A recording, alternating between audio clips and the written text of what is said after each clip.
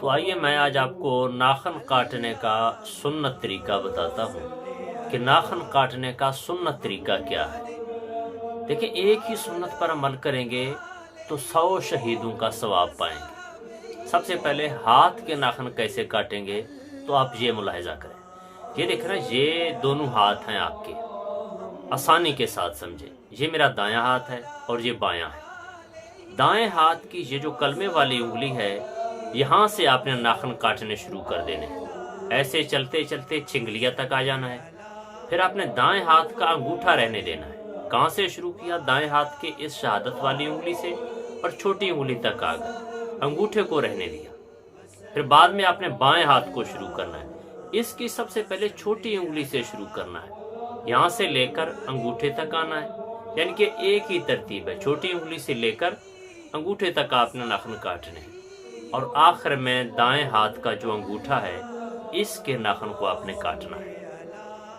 फिर से सुने, जो हाथों के नाखून काटने का सुन्नत तरीका है, वो सबसे पहले दाएं हाथ की ये जो कलमे वाली शहादत वाली उंगली है, यहाँ से शुरू करके आपने छोटी उंगली तक आना है और इसकी अंगूठे का नाखून नहीं काटना, दाएं हाथ के अंगूठे का। फिर आपने बाएं हाथ की छोटी उंगली से शुरू करना है और इसकी अंगूठे तक आना है।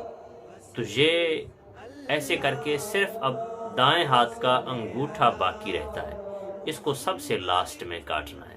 तो इस तरीके से जो फायदा होगा वो ये होगा कि दाएं हाथ से आप नाखून काटना शुरू करेंगे और दाएं हाथ पर ही ख़त्म करेंगे। इस उंगली से शुरू किया था और अंगूठे पे ख़त्म किया था।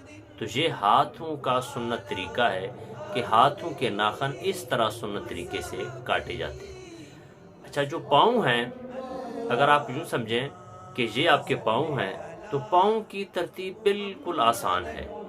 वो ये है कि आप दाएं पाँव को सबसे पहले उसकी छोटी उंगली से शुरू करेंगे और ऐसे काटते हुए उसके अंगूठे तक आएंगे। फिर बाएं पाँव की भी इसी तरह जो है ना, वो जो अंगूठा है उससे शुरू करके और छोटी उंगली तक काटते चले जाएंगे। तो पाँव की एक ही तरतीब है। अगर यूँ आप पाँव रखेंगे तो ऐसे छोटी उंगली से शुरू करेंगे काटते काटते और सीधा बाएं के अंगूठे से जो है ना वो शुरू करके छोटी उंगली पर ख़त्म करेंगे।